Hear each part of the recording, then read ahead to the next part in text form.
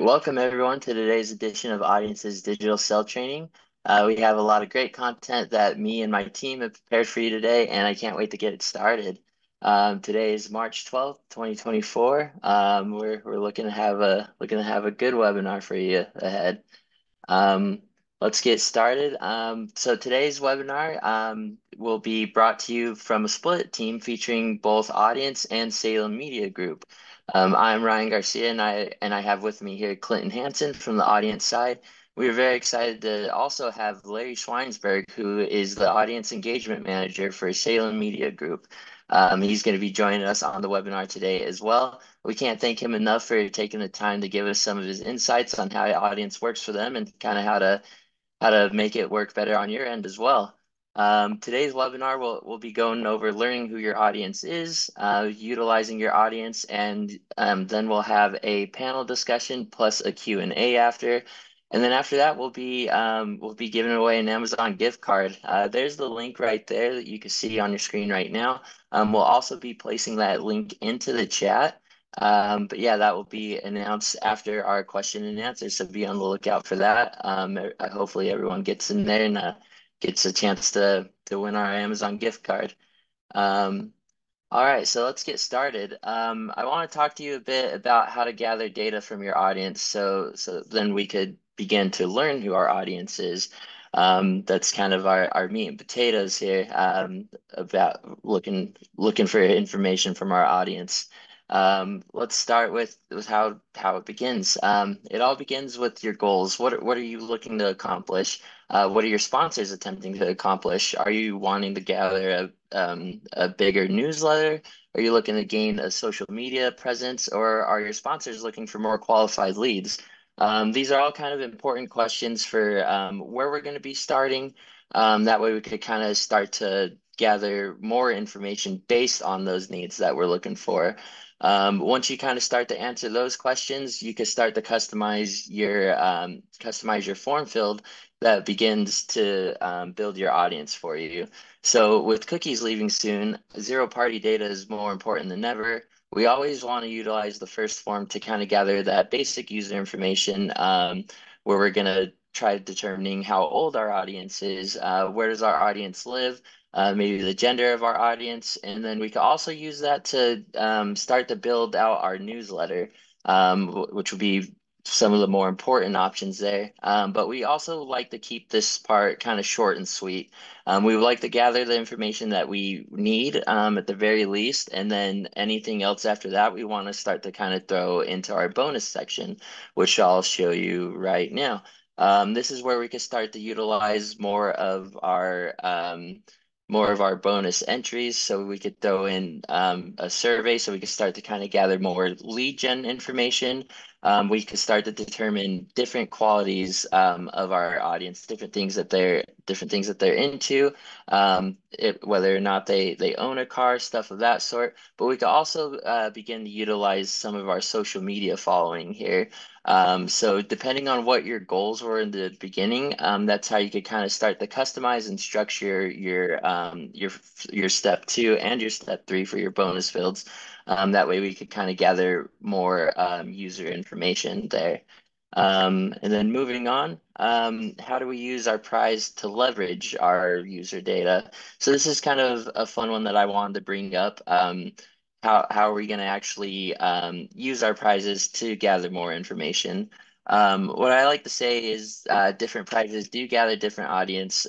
We like to start by doing a few simple giveaways using maybe smaller cash prizes based on our market at first, just to start to collect the data.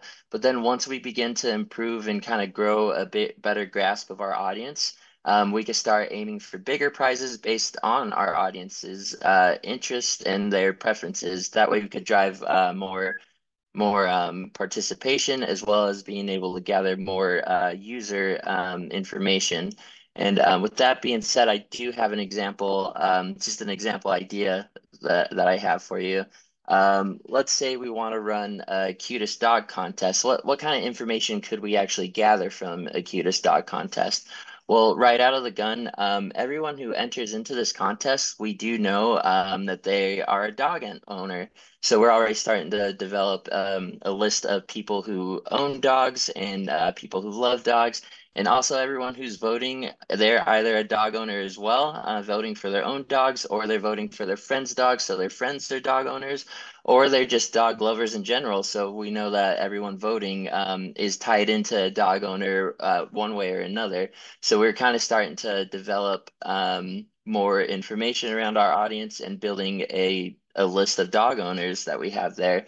And with that being said, what can we do with that data once we actually have our dog owners? We just gave away a gift card, let's say, to everyone who entered a gift card to the winner of this contest. But moving forward, how can we kind of make that a little better? Maybe have more of a successful contest. For the next contest, my our idea here is kind of simple. We could already start to point to our sponsors and say, hey, we have this many dog owners in our audience. So we already know that we're going to have people who will enter this upcoming contest. For everyone who enters into this contest, why don't we give them away? Why don't we give away 20% off to your services? So let's say we're working with maybe a doggy daycare company.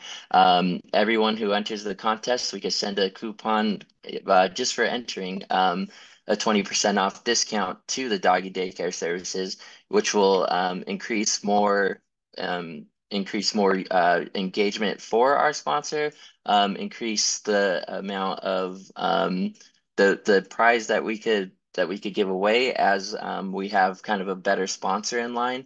And with that, we're able to make this overall kind of a more successful contest.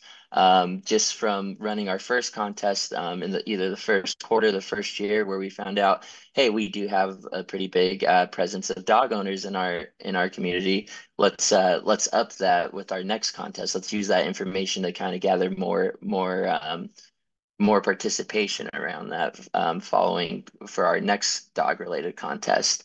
Um, One example of that, one that's actually ran with us before is this cutest pet contest from Benny Media. We can see here they were just giving away a $250 gift card to a local pet store. And with that, they were able to get 786 entries just right off the bat. And that's 786 dog owners that they now know that they have in their funnel and that they could use it moving forward. So it's important to kind of start a little bit smaller with your prizes, but then you could use the information that you get from your initial contest to kind of build more towards your contest going towards the future. And then you could use that to leverage with your sponsors as well, get better prizes from your sponsors, or even sell this as we know that we're going to have better data for your sponsors that will be going through the funnel. One other way to kind of go through this is with our tag manager. This way we could kind of keep track of our dog owners that we have that we're working with. So if you look here in our more settings tab that we have, you could start to add your tags. You could go with pet owner, dog owner, just utilizing that to kind of be able to build for the future. The more contests that you have that have pet owners tagged, then you can start to utilize that down the road, just to see how many people you have in your user base that have dogs. Um, so yeah, this is kind of more doubling down on that. We'll be able to see everyone who has entered into previous contests tagged with dog owner, and that way we could kind of start to build that and use that to our for our advantage. And it could be done with more than just dog owners. You could add more than one tag at a time. So this is definitely a feature that we like to utilize on our side, something that we're happy to kind of bring up. But yeah, with that being said, I know Clinton has a lot in store for you as well, so I want to pass the time over to Clinton.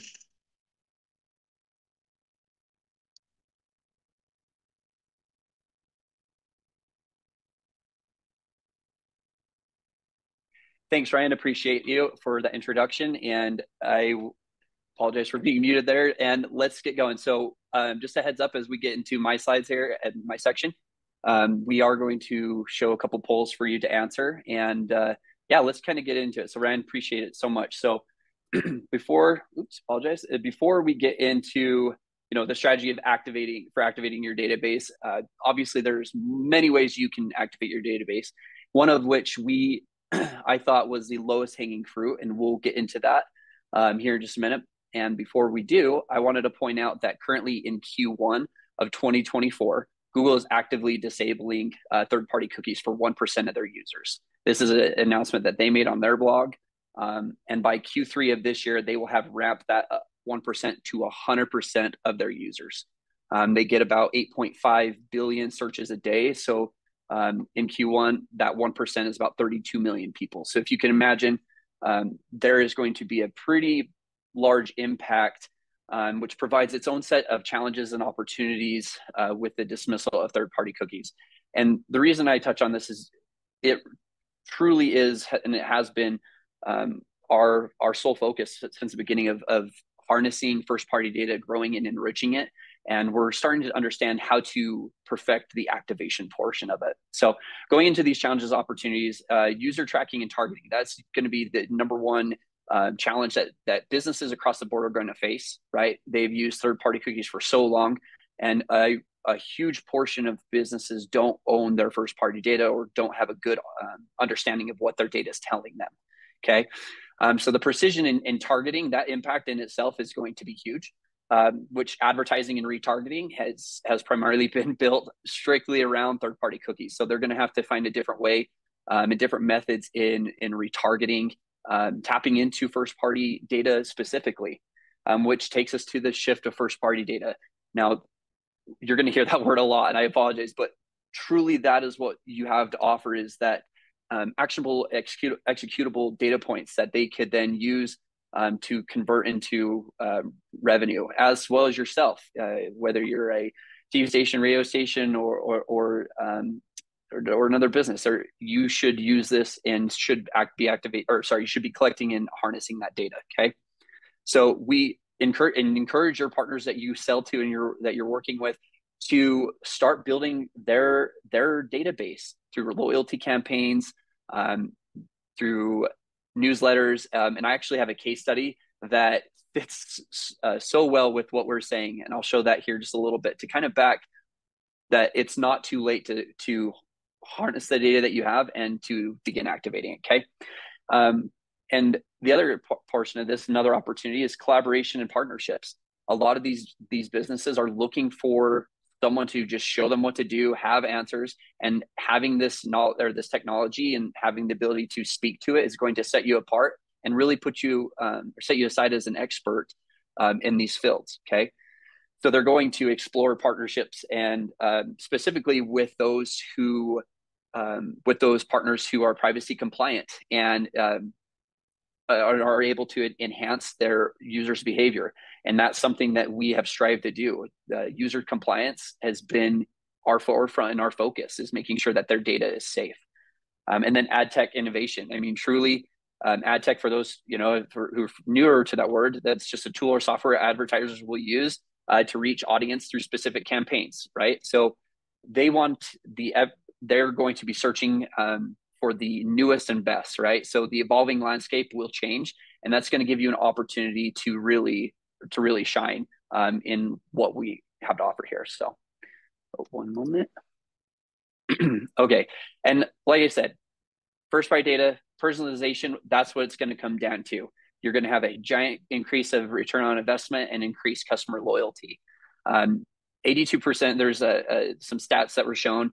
82% of business say they have a really good understanding, and this is primarily, I'd say, more to B2C. Businesses have a better understanding of who their audience is, but when polled, 52% of users, when targeted through any type of ads on Facebook or ads just on their mobile device or even just email marketing, that they don't feel like the businesses know them, right? That's staggering. That over 50% of their users don't feel like they really understand their needs or wants. Okay. And we want to change that, right? We want to change that completely. So, and realistically in our platform, it truly is an all-in-one, right? So you have the ability to collect, execute, and then navigate to the next steps. And we'll get there in just a moment. And I'm sure we've discussed, funneling first party data, what that looks like. But I want you to view this slide, and as we've all been in sales before at some point, what the sales funnel looks like. But I wanted to kind of change the perspective of what this is for potentials. Ryan kind of showed how we collect user data and the steps of what that is. And really, at first, you kind of shotgun blast out and then get laser focused. So with potential, that comes down to maybe it's just collecting an email and that's it. As we go to context, that's more like the first name, last name, leads. That's starting to generate more demographic details about the user, right? You're wanting to grow these user profiles. If they've been engaged with one promotion, well, the next promotion, get more data points that are going to enrich your database. Okay. So again, leads are more of that demographic, date of birth, zip code, state. And then finalists, that's going to be more those who've maybe filled out surveys, have followed on socials, and have completed tasks that really make their lead more of a robust lead. Okay. And then clients is obviously whatever completed conversion that would be. And Ryan hit it, right in the head, saying tag manager, going in and being able to tag your promotions. And you might be thinking, well, okay, that might be for, newer or upcoming promotions, but I've already collected all this data. Well, I'll get into that in a second. We want to talk about, hey, start this now. Start tagging every single promotion, and you can get extremely granular. Okay. Again, some other data points that were shared. 75% of businesses, started collecting first party data, but over 43 to 46% of that data is just siloed doing nothing. And that's pointless. If you had 100,000 data points of first party data, but 40,000 of them are not being used, that is money on the table. We want that activated as soon as possible. Okay. So going back to that case study that I had referenced in regarding to B2Cs in that are really taking hold of first party data and that are really understanding it and engaging, this case study is spot on. Okay. So this is State Federal Credit Union. Over a year's time, what they did is they had some on-site locations that they had collected profiles or user information, and they came to us with kind of a predicament. They wanted to target them in a fun fashion, so they decided to do a $500 giveaway for the promotion, and they did an email campaign, which I'll get into here in a minute, that sent out the promotion. Okay. The promotion ran for 10 days, and through that, they were able to get over 9,000 total entries. And their goal was to boost the amount of loan applications that they had so that their bankers could reach out to them, whether it was like a home mortgage loan or boat loan or, really anything, even an auto loan. And then 12% of entrants shared on social and over 1,700 on Facebook and Instagram. But going back to the qualified leads, that data had sat for a full year. Okay. Had just sat there siloed, no activation, no real growth from it outside of they knew, who these users were and showed some interest. Okay. So this is what we're talking about of activating your data. That's okay if you haven't started doing this process of segmentation and activating them in different marketing streams, but begin now, do it now. And the businesses and partners that you work with will absolutely see greater growth, and that's just going to help benefit your relationship with them. I will also recommend growing your own database, growing your own loyalty programs. I don't think that is a sole focus, and it needs to be. We'll go in detail on that a little bit later, but start targeting your audience through drip campaigns by building out those loyalty programs and newsletters that I mentioned. If you're not familiar with drip campaigns, it's just it's a way that you can build emails based on on users' interactions, whether they open an email or not. So you see here, an integration that we work with quite a bit is Zapier. As you can see, if an email is sent and if it's opened, yes or no. If no, you could send another email containing a video and kind of A and B test it. Where if they said, or if the email had been opened, you could then send them an email that contained an ebook, and so on and so forth. So you create these easy email campaigns that are just so simple, but can draw amazing results. And everything that you're doing now is going to benefit you in the future, right? So every little aspect, it might not seem crucial at the moment, but 6 months down the road, it might be. You might run 6 promotions, one for each month, or for 6 months, with auto dealerships, and you have an auto dealership come to you that you had never worked with and said, "Hey, we're thinking about doing, some, promotions through you." You could say, "Hey, I we have 10,000 people who have entered promotions who have virtually raised their hand and said, I am interested in purchasing a vehicle," that you could immediately target to, right? You own that data, leverage it. And that's going to help boost your sales. It's going to help boost your loyalty with that customer and relationship there as well. Now you can go very granular, as mentioned. It totally depends on how granular you realistically want to go. But find what works for you. Okay. Email segmentation, this can't be said enough. And even going into the email side and just growing your audience, segmentation as across the board is going to be huge. So even with email specifically, open rates are going to increase. You're going to have better relevance. And again, when over 50% of people said, "Hey, the business we work with don't really know us," these are the results when you do know them, right? The segmentation, and it kind of speaks for itself. Greater revenue, and greater customer retention. Okay.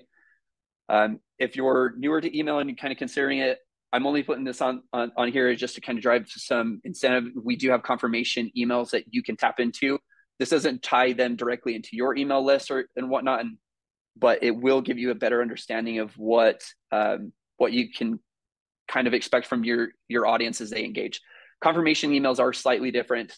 We have massive open rates, and that is typical for confirmation emails. We sit anywhere from 90% on average, with a 6 to 7% click-through rate, which surprisingly, I actually looked into this. So Constant Contact, they had shared that on average they were receiving about 39% across the board for open rates, and as well as a 1% click-through rate. So definitely consider doing those email marketing, because it's going to just boost how you engage with users and the relationship there. So what's your next step?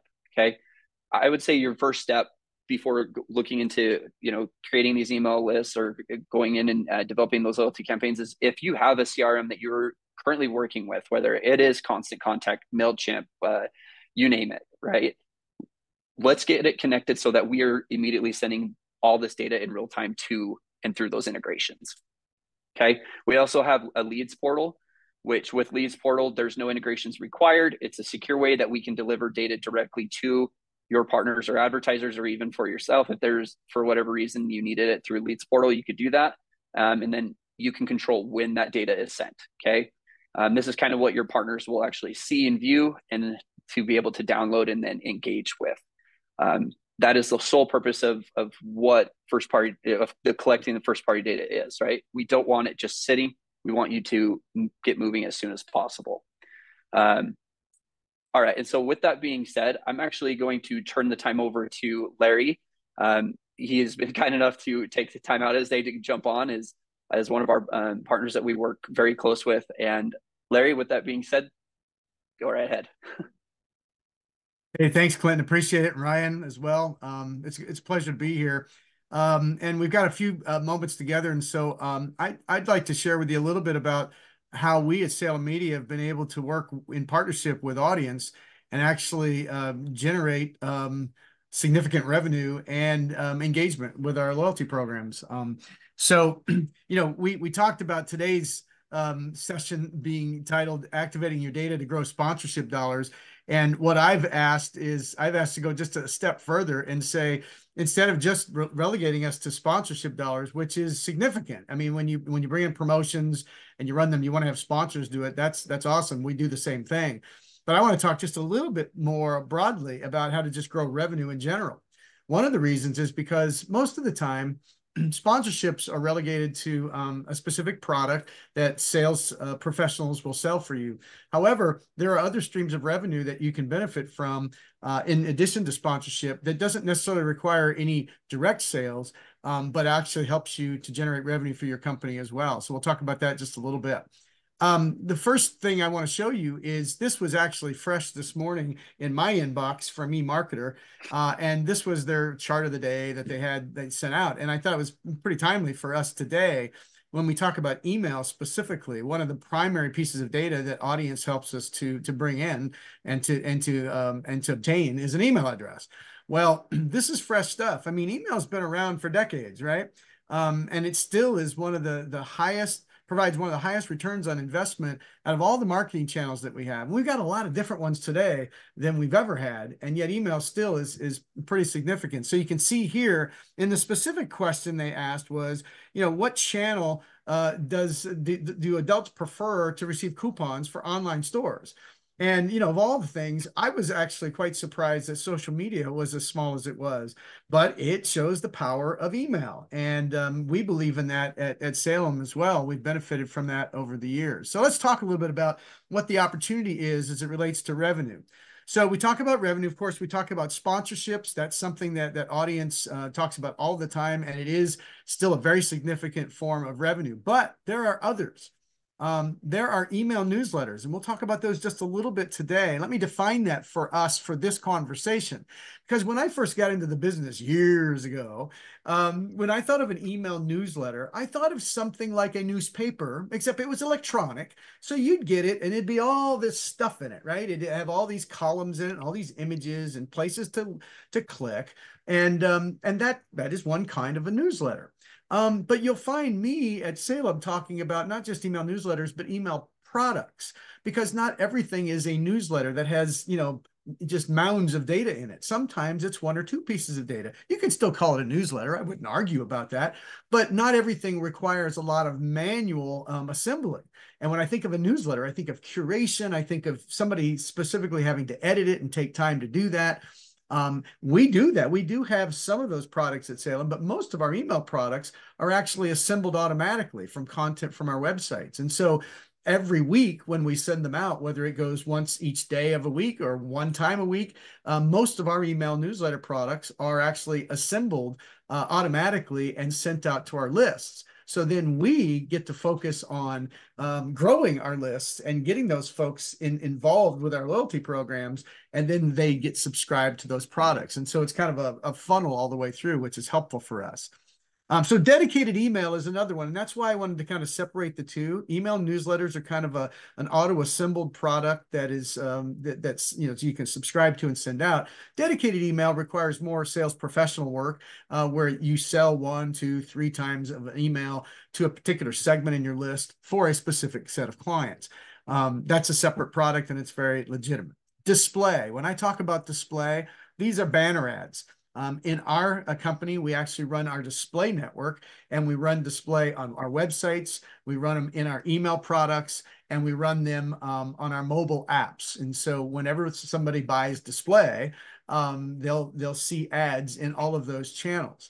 When we increase the number of loyalty members that we have and increase the number of people that get email, and then we encourage them to download our mobile apps, and we drive traffic back to our websites, all the display networks touch all of those channels. And so every time somebody hits a page, think about that cash register sound when somebody sells something on eBay, or if you sell something through another e-commerce store, ching-ching, that's what happens with us. And sure, display network is made up of pennies, nickels, dimes, quarters, and dollars. But when you add all those up and do that over a long period of time, it is significant revenue, and we benefit from that through our acquisition efforts through audience. And then social posts. When you are able to use email to drive people to like and follow your brands on the social media channels, then you can sell access to that audience through social posts. Some of you might do that already. That's a good thing. We do that consistently at Salem as a part of our integrated media for our clients. We incorporate all of these channels, and social posts are just as valuable as anything else that we run. All right.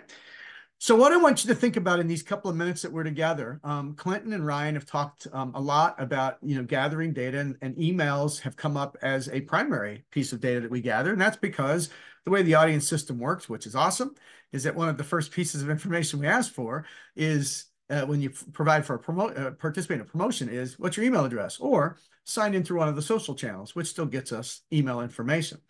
So what I wanted to share with you is that think about it being more than just an email address, though, because when you collect the email, that's just the first start. That's the beginning of a relationship.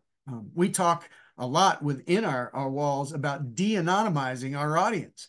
That means in radio, you got a lot of folks that listen, but what we want to do is find out who they are. And then obviously after who they are, we want to find out more about them. So the first step for us, though, is to obtain their email address. That's what we've talked about. Now, please, if you're nodding off at any point, please wake up just for a few seconds, if not a little longer, because this point is really important. It will involve, for most of you, it will involve your legal department, but in a good way. What you want to do is consider auto-subscribing the folks that come in and participate with you in promotions to core email products that you offer. Now, it's important that I say the word core and that you acknowledge that. Core. That doesn't mean everything that you have. With us at Salem, we have scores of email products. Well, we would never want to auto-subscribe somebody to 20 email. We don't want to subscribe them to 10. Some of them will get auto-subscribed to 4 or 5, and some will get auto-subscribed to 6 or 7, depending on the format of our radio stations. But the idea of auto-subscribing, some of you might bristle. You might be sitting there, I can't see you, but I can imagine you're sitting there with the arms crossed and say, well, that's not customer friendly. Who wants to give email to somebody that doesn't want it? I understand that sentiment, but let me encourage you to think about this. Talk with your legal department. Please don't just go off and do this. But think about this. First of all, you gave up something for those individuals to come into relationship with you. It may have been a prize. It may have been just time to put together a survey and then the marketing to get people to come take the survey, but you gave up something for it. If your privacy policies and terms of use are structured properly, and your legal department will help you do that, you can say, and we did this at Salem, you can say, when you come into relationship with us through any of our channels, you give us your data, you give it to us in an opt-in fashion just by sharing your data with us, then we will share with you from time to time certain pieces of information we believe beneficial to you. That's the easy way to say it. There's a legal way to say all that, but we do that. And so what happens is, using audience, by the way, we integrate our email lists with our promotions. So if you were to enter the Christmas Mortgage Miracle, one of our favorite promotions of the year, Home for the Holidays is the name for it in audience. We've renamed it for us, and we've run that for 6 years. We're going our 7th year this year. So if you come into that promotion, you enter, we will automatically subscribe you to a station newsletter that goes out once a week. We will subscribe you to one of our most favorite products by our audiences, the 4 o'clock funnies. That's an email that goes out every day at 4 o'clock with a funny video in it, and a couple of other products. But we'll automatically assign you to those or subscribe you to them.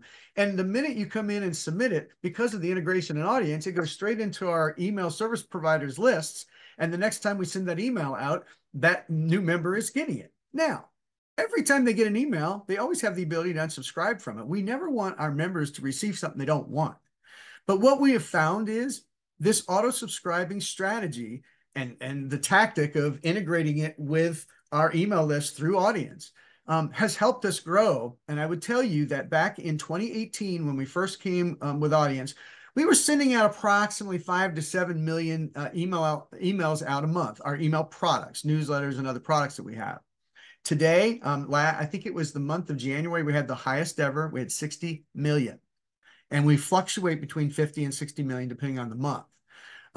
That has been through our growth with audience, helping us to acquire our data, and then us developing out more email products because our audience likes them.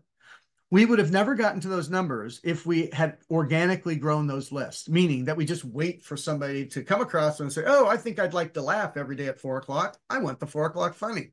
No, we subscribe them to them because a majority of our audience loves them and stays with them. So we say we think our audience would like that too, as long as they got a way to get out of it. And we have grown because of that. So that's a big suggestion to you. If you want to go back napping now, you can, but that is one walk away that many of you, I'm guessing, don't do.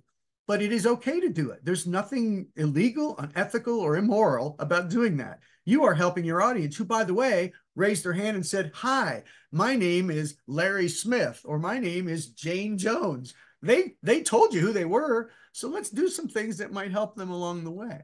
All right? Walk away with that. The third thing, and this is just as important, Clinton mentioned this a little earlier, make sure you start a drip campaign with them. And I'll say any reputable email service provider has the functionality for you to be able to do a drip campaign. I know many of them do.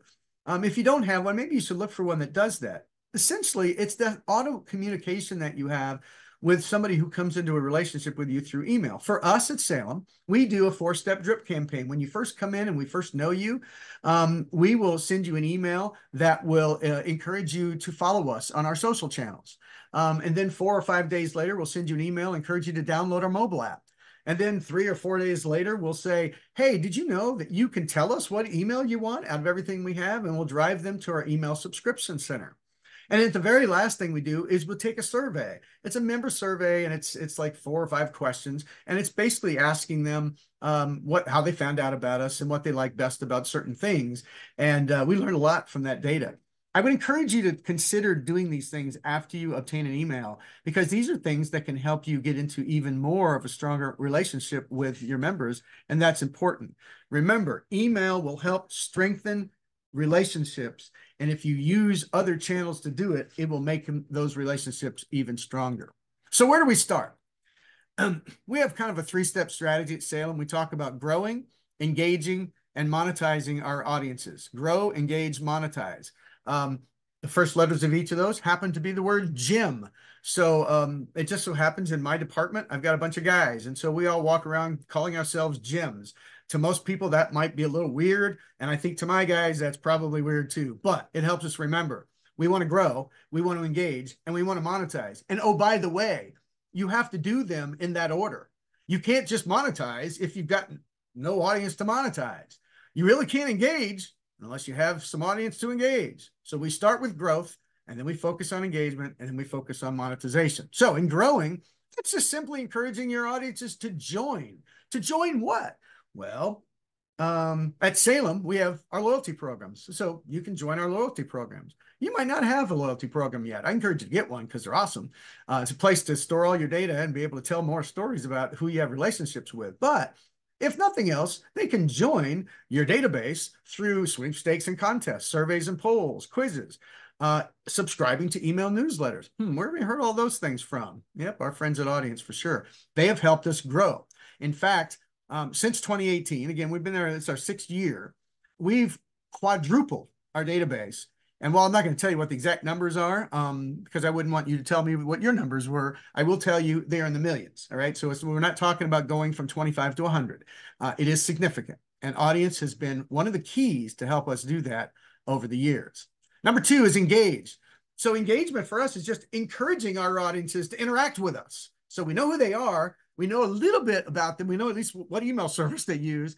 And we know a few more things, but now they need to interact with us. So the same kinds of things that get them to join, we use to get them to interact with us. Sweepstakes and contests, surveys and polls, quizzes, our website content. Yep, we drive them to our website to consume our content, our mobile app content, and of course, our email products. So we've grown and now we've engaged.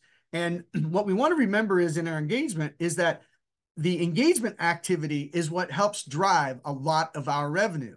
Okay. We could grow them all day long, but Clinton was talking about a little bit earlier. If data just sits around and we don't do anything with it, well, it's not helping us make any money. So we've got to remember that we grow, but we also have to engage them. And then the third one is monetizing. And monetizing is just defined as generating revenue through the engagement. So we've got 3 different ways that we monetize here. You could probably come up with a lot more. But here's what we do primarily. First of all, sponsorships. That's still important. We generate sponsorships through the promotions that we run. And sometimes we'll have 2 or 3 sponsors for promotion. Our Christmas Mortgage Miracle, it's not uncommon for some of the stations in our markets to have 3 different sponsors. We'll have a title and 2 secondary sponsors for promotion. So we do all that, and that comes in through sponsorships. But we don't just do it through promotion. Sponsorships are part of our email product environment and our website content as well. So that's important for us. Secondly is our display network. Again, those are the banner ads on our website, in your email, and in mobile apps. That's how we generate revenue. Third is our dedicated email or our email newsletters. And again, those are 2 similar products. I explained earlier what the subtle differences were for us. But think about this. So I'll refer back to that 4 o'clock funnies email product that I mentioned earlier, which is pretty popular for us. We actually have a companion product on our website called the 4 o'clock funnies. And what happens is, for those of you who work with email a lot, you know well that you can't put a video in email today, still not yet. That technology just has not allowed that in most cases. And so what happens is our email newsletter goes out. It's the 4 o'clock funnies. It has the thumbnail of the video along with a couple of ads. So there's our first cha-ching, a couple of ads in the email.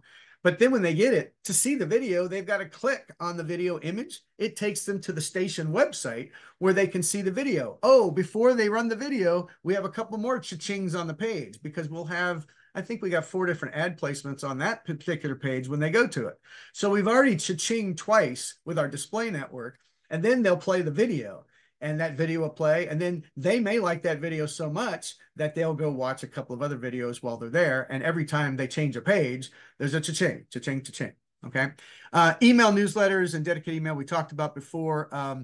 You can sell dedicated emails all day long. I'm sure many of you already do that. So remember that meaningful revenue comes through relationships. Relationships come through engagement, and engagement comes through growing. Okay. If you just remember, be a gem, GEM, I will be thrilled, and you can go and apply that in your own environments. It will be a winning strategy. So what's the payoff of all this that we've talked about? First of all, when you get more email addresses and you grow and you engage and you monetize, you have more products to offer clients. We talk about it as being inventory here. So the clients don't just have the opportunity to buy, you know, on-air spots in the radio environment or ads if you're in the newspaper environment. What they're having the opportunity to do is come in and say, okay, I do want some radio spots, I do want a print ad, but I also want to have a sponsorship of one of your email products, and oh, I want to buy a display network, so give me 100,000 impressions a month, and I want to make sure that they're on your website, in your email, and on your mobile apps. And then, oh, I also want to do a dedicated email. So let's do, in other words, all of these products come as a result of us growing our database. Then we have opportunities for more integration. So using the marketing channels that I've rattled off to you a couple of times today, email, social, mobile, utilizing multiple channels increases response and improves results through frequency and reach. Now, think about this for just a moment. So you got a campaign coming up. You're running a promotion, a sweepstakes through audience. And how are you going to market that? Well, at Salem, what we do is we always include with our promotions, for every week that promotion runs, many of ours are 6 weeks long. For every week of that, if you buy into sponsorship, you will also be included in one email, dedicated email per week promoting the promotion. You'll be included in one social post, and you'll be included in one mobile push notification. And what happens is we use those each week to drive people to respond to the promotion sponsored by, you know, Acme so-and-so. So the sponsor receives exposure in those channels, but we use those channels to drive traffic back to the promotions. And when we drive that traffic, when we use that word engage, we're not just trying to get somebody to enter the promotion one time. We want them to come back and enter once a day so that they are exposed more to the sponsor's branding. So integration through multiple marketing channels is critical. And it all starts with that relationship with an email address. And because of that, you can expect to have an annual dollar amount per relationship. Now, I want you to be very careful with this number you see on the screen. I certainly encourage you to take the number and go prove it for yourself. But for us, it will really depend on which format and, you know, how engaged the individual is. But when we did this work a couple of years ago, we came out with a number that says on average, our relationships are worth around $8 a year. And we did a comprehensive analysis and looked at all of the email products we had and all of the ways that we delivered revenue through our products and how many members that we had, and came up with that number. Your number may be different. It may be $4. It may be $12. It may be $30. I would encourage you to do the research to figure out what it might be, because when you start talking with your stakeholders and letting them know, well, here's why we invest in audience, here's why we're doing all these promotions, because everybody that comes in is worth X number of dollars to us per year. And when you're talking about hundreds of thousands of records, and you can get there, if you're not already there, you can get there. You do a multiplier like that, all of a sudden, people are looking at your department and saying, how much more revenue do you need? Because you're driving revenue for us. So let's do some more to help do that. And those are the kinds of words that you like to hear. A quick word about data points. First of all, if I say the word data points, I want you to understand, at least in this meeting, what we're talking about. It's very simply for this meeting, data points are individual pieces of information, okay? Individual pieces of information. At Salem, our core data that we shoot for, this may look familiar to you because this is what audience helps us all get. Email address, first, last name, zip code, street address, city, state, state, birth date, and gender. Those are our core profile data points. We collect more, but that's the basic ones that we start with. Data points can be used to increase revenue. Now, notice I didn't stop at email address. It starts with email, but don't stop with email. Gather these data points. In fact, the first poll that we took today, I noticed that one of the smallest answers, one of the smallest percentages were that y'all don't look to collect data to enhance profiles. And I would encourage you, that's an opportunity for almost everybody on this call, at least what, 87% of us can do, is to gather more data points and build your profiles. Why? I'll tell you in just a moment. This chart that you're seeing right here, right now, it's really small, and I apologize for that, but I wanted you to see the totality of what we measure. If you look at the first column, you'll see the data points column. These are the current data points that we're tracking at Salem.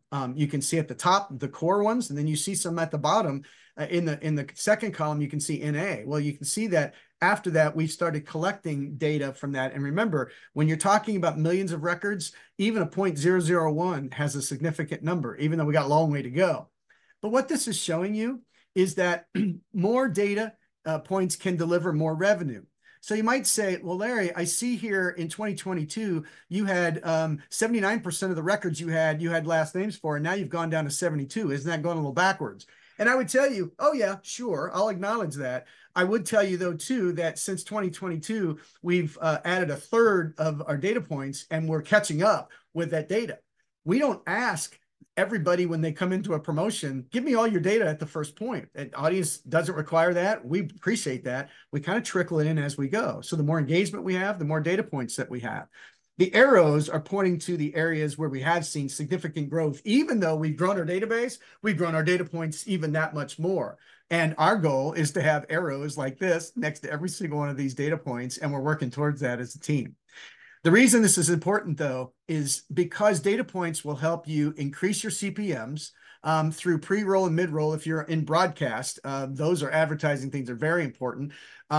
Triton, which is the provider we work with, they take several different data points from us. They take birth date, they take gender, they take zip code, and they will drill in and serve up ads to those folks where we have this data.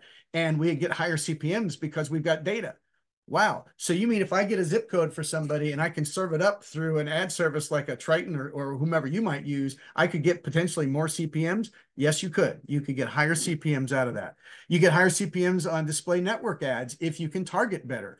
And of course, targeted email. Give me all the women that are age 25 to 54 that live in the state of Florida. We can do that because of gathering data points. New email products that we serve, we know based on age and gender. We will target, for example, we're starting a brand new one called Medicare Moments. We're going to target it to people who are 55 and older so that they can get ready for Medicare or be a caregiver to somebody who's already dealing with Medicare. Well, if we don't know what their age or their genders are, we won't be able to send them something like Medicare or a women's or men's newsletter. We just need to know that. Those are some ways that data points can help deliver more revenue. So a tip here is to continuously gather data points using audience promotions. So that 13 or 15%, whatever that was at the beginning of our session here today, we really want that to be up in the high 80s and 90s, because when you gather more data, you can actually generate more revenue. There's so much more we can do, but Clinton and Ryan and Tim, thank you for the time. And I hope that we've been able to provide some benefit to y'all on the call today. And if you have any questions, we'll certainly entertain those. And Clinton, we'll give it back to you. Unmute myself. Larry, thank you so much for that. I can't say thanks enough for it. You and I have worked together for numerous years here, and it seems probably my whole time here, and it's been awesome partnership. So what we're going to do is we're going to jump into like a Q&A. This is open for everyone to ask questions that can be directed towards Larry or myself. I have a question Larry to get started. And it looks like there's a few questions that came in to the Q&A. Sure. Larry, just so a heads up. But so what are some top ways, I know you touched on this, that Salem Media uses your database to grow the revenue? That's a good question.